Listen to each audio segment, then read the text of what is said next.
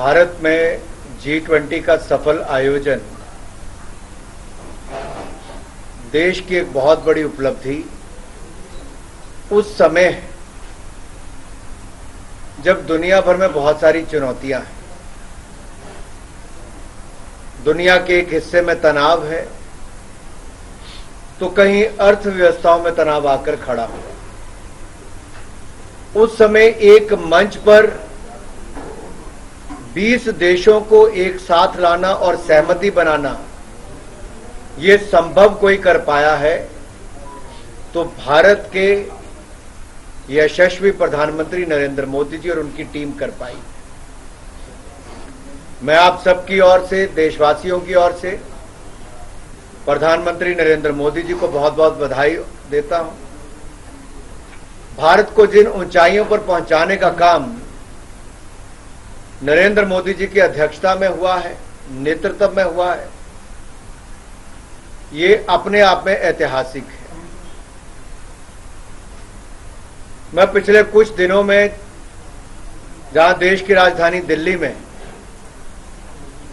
G20 से जुड़े हुए बड़े बड़े नेताओं से लेकर अन्य लोगों से मिलने का जहां अवसर मिला, सबका ये मानना था ये नए भारत की बुलंद तस्वीर है। ये नया भारत नई ऊंचाइयों पर जा रहा है। दुनिया भारत में और भारत के प्रति एक उम्मीद के रूप में देखती है। और आज जब मैं भारत के दिल यानी कि मध्य प्रदेश में आया हूं, तो अगर मैं आज से लगभग 20 साल पहले जाऊं तो इसको बीमारू राज्य कहा जाता था। विकास दर 1% भी नहीं थी, सड़कें टूटी फूटी होती थी, कृषि नाम मात्र थी। लेकिन क्या बदला पिछले कुछ वर्षों में? जनता का एक सही निर्णय कैसे प्रदेश को आगे बढ़ाता है। भारतीय जनता पार्टी में विश्वास रखा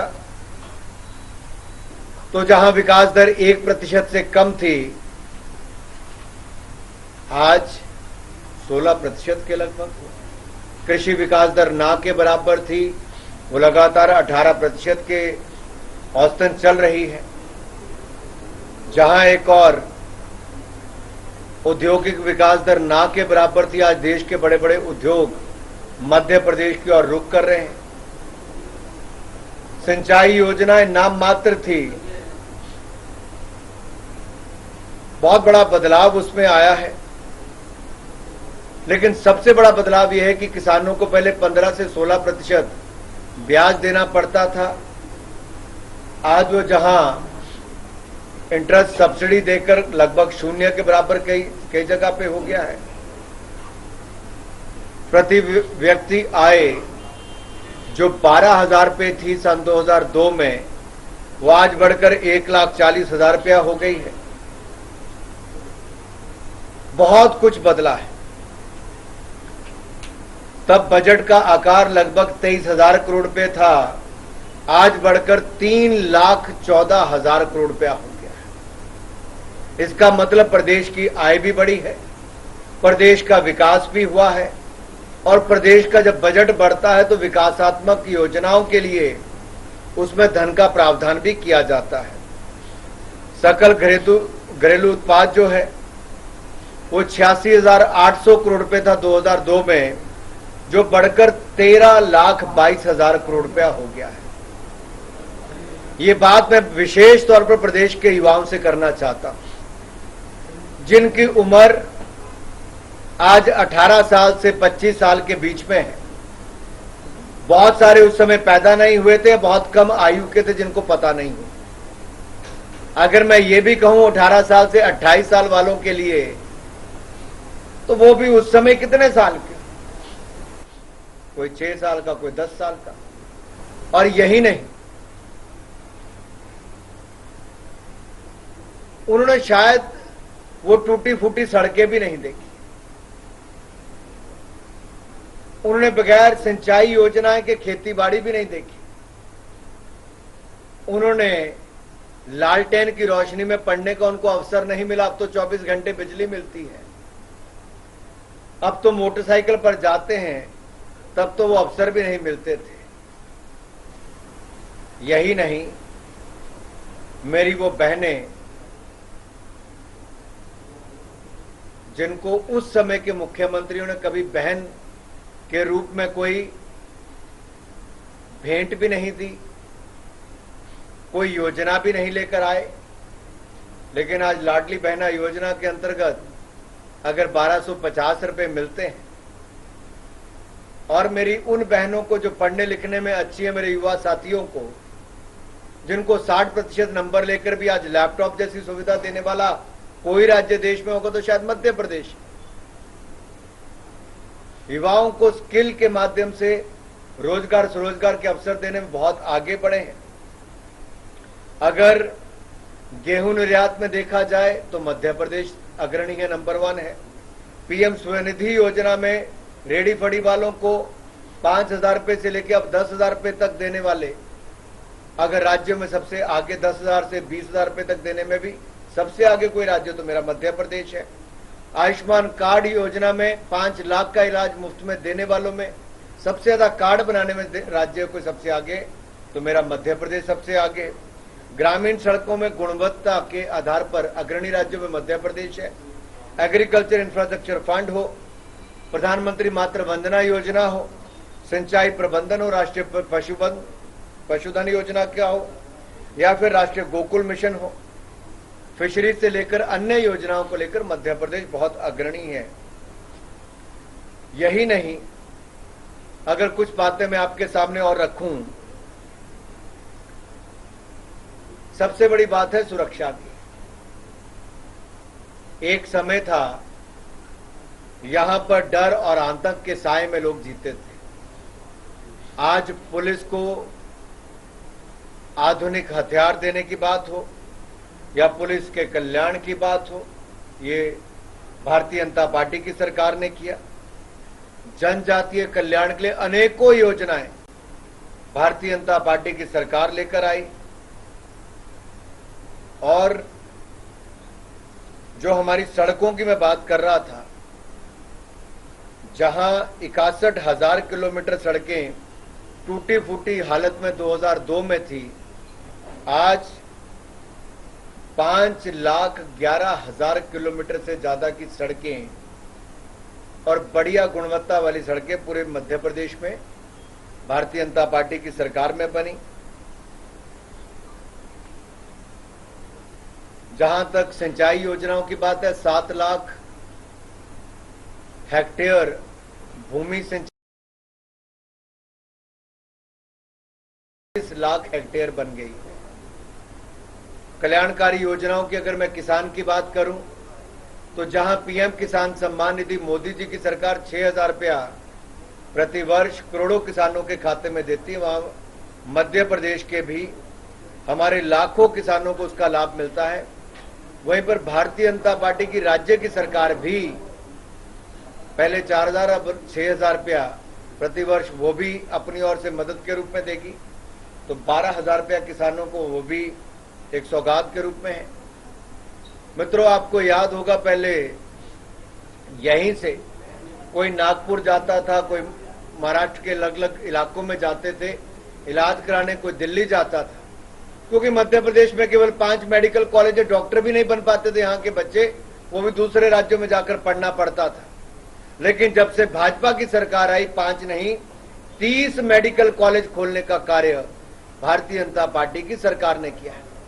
लेकिन पूछना चाहता हूं मैं यहां के अपने पत्रकार मित्रों से, हमारे यहां पर भी मेडिकल कॉलेज तो दिया, लेकिन बीच में कांग्रेस की सरकार आई, कमलनाथ जी ने उसको रुकवाने का काम किया। अब एक बार फिर शिवराज जी की सरकार ने उसका मेडिकल कॉलेज का हॉस्टल हो, पढ़ाई की व्यवस्था हो, उसको लगभग पूरा किया है, और हमारे युवा साथी अब डॉक्टर बन के यहां पे अपनी सेवाएं दे पाएंगे।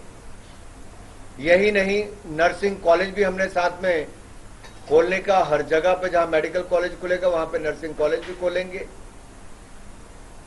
4 लेन, ये भी भारतीय जनता पार्टी की एक बहुत बड़ी देन है, लेकिन इसको रोकने का काम भी पूर्व की कांग्रेस की सरकार ने किया। माननीय सांसद जी ने बार बार मांग 100 वाट के एफएम रेडियो स्टेशन की। प्रधानमंत्री मोदी जी ने आपके लोकप्रिय सांसद जी के कहने पे वो भी मंजूरी दी है। और हमने जो ब्रॉड गेज रेलवे लाइन है, ये शायद सपना कभी पूरा ना हो पाता अगर मोदी जी की सरकार ना आती। देश के रेलवे नेटवर्क को भी बढ़ाया, ब्रॉड गेज रेलवे लाइन तो दी ही, देश में 40,000 किलोमीटर रेल लाइन को इलेक्ट्रीफाइड करने का काम भी किया है। जो 70 साल में नहीं हो पाया था वो 5 साल में मोदी सरकार ने किया है।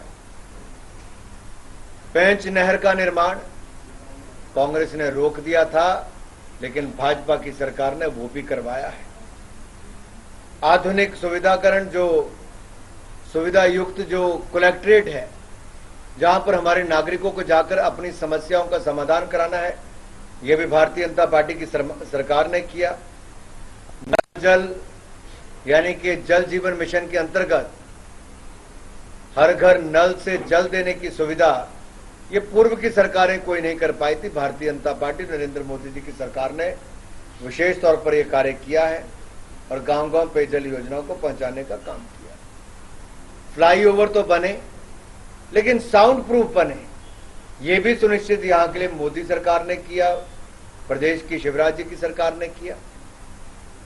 और मित्रों, sound light and sound show, ये भी हमारे यहां पर इसकी शुरुआत की गई। एक बात मैं आपके सामने कहना चाहता हूं, हमारी लाडली बहना आवास योजना, जिन बहनों के पास आवास की सुविधा नहीं, जहां एक और 4 करोड़ आवास देश में प्रधानमंत्री नरेंद्र मोदी जी ने बनाकर दिए, जहां हमारे मध्य प्रदेश को भी लाखों आवास, उसके माध्यम से अगर देश का सबसे बड़ा एक साथ आवास देने का कार्यक्रम कहीं पर हुआ तो मध्य प्रदेश में वो हुआ। और अब हमारी बहनों को उसमें और सुविधाएं दी जा रही हैं। कांग्रेस तो सनातन धर्म को गाली निकालने में एक के बाद कोई दूसरा नेता पीछे नहीं हट रहा। इनका ये जो ठगबंधन बना है, वो नेता जिनके भ्रष्टाचार में नाम एक से दूसरे दल के आए, जो यूपीए के प्लेटफॉर्म पर थे, वो अपना चेहरा बदलने के लिए, चाल और चरित्र तो बदले नहीं, चेहरा भी वही है, चोला बदलने का काम किया है यूपीए से, लेकिन चोला बदलने से कुछ नहीं होगा, पीछे वही चेहरे नजर आएंगे जिनका ना नेता है ना नीति है और नियत में भी खोट है। वो तो कुछ नहीं कर पाए थे। आज वो एक के बाद दूसरा मुंबई की अपनी मीटिंग के बाद हिंदुओं को अपमानित करने में लगे हैं, सनातन धर्म का अपमान करने में लगे हैं। राहुल गांधी जी विदेशी धरती पर जाकर भारत की छवि को खराब करने में लगे हैं, तो देश के अंदर इनके नेता सनातन धर्म के खिलाफ हिंदुओं को अपमानित करने में कोई कसर नहीं छोड़े। लेकिन राहुल गांधी जी के मुंह में दही जम गई है। वो एक शब्द नहीं बोले नेताओं के खिलाफ। इसका मतलब कांग्रेस पार्टी का पूरा समर्थन है कि हिंदुओं को अपमानित करो, वोटों का ध्रुवीकरण करो और चुनाव जीतने के लिए उन लोगों को उपयोग करो जो हिंदू विरोधी हैं। लेकिन मैं कहना चाहता हूं और बधाई देना चाहता हूं मध्य प्रदेश की भाजपा सरकार भव्य और दिव्य महाकाल लोक का निर्माण किया है। आप देखिए यहां पर टूरिज्म को कितना बढ़ावा मिला। आस्था का केंद्र जो है वहां पर श्रद्धालुओं की संख्या कई गुना ज्यादा हो गई, रोजगार स्वरोजगार के अवसर भी मिले। और अब महाकाल लोक के बाद ओंकारेश्वर में भी और उसका भव्य निर्माण किया जा रहा है। शंकराचार्य जी की बड़ी प्रतिमा का निर्माण वहां पे किया जा रहा है। मित्रों, आप देखिए देश में दिव्य और भव्य सोमनाथ धाम का निर्माण हो, दिव्य और भव्य केदारनाथ धाम का निर्माण हो, दिव्य और भव्य काशीनाथ विश्वनाथ का हो, और हेमकुंड साहब में रोपवे बनाने की बात हो, करतारपुर कॉरिडोर खुलवाने की बात हो, बौद्ध सर्किट बनाने की बात हो, दिव्य और भव्य अयोध्या धाम और भव्य राम मंदिर बनाने की बात हो, तो यह भी भारतीय जनता पार्टी की सरकारों के समय हुआ है। जहां एक और आस्था के केंद्रों के आसपास आधारभूत ढांचे का सुदृढ़ीकरण और भव्य निर्माण हुआ, वहीं पर कांग्रेस ने एक के बाद दूसरे नेता ने और इस घमंडिया गठबंधन के नेताओं ने हिंदुओं के खिलाफ और सनातन धर्म के खिलाफ लगातार प्रहार और दुष्प्रचार का काम किया है। जनता इनको मुंहतोड़ जवाब देगी। हम जनता के बीच में अपनी विकास की योजनाओं को लेकर जाएंगे और उनका आशीर्वाद फिर एक बार डबल इंजन की सरकार के लिए मांगेंगे।